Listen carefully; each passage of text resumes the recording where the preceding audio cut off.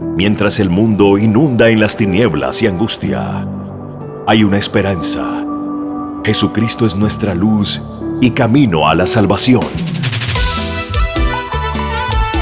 La Iglesia Evangélica Luz a las Naciones invita al gran lanzamiento de la nueva producción audiovisual del Ministerio de Alabanza y Adoración, Luz y Vida, con su álbum Oh Jehová, a ti clamaré, volumen 2.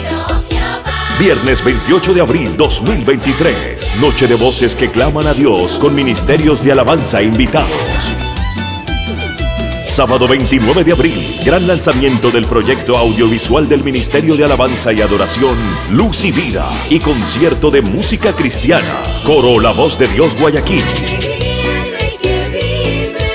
coros Hijas de Sion Ambato,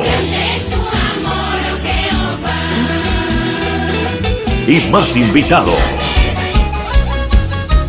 Dirección, calle Sambato y Rafael Barahona, sector La Victoria, Quito, Ecuador. Los esperamos. Con la calidad de Alba Film.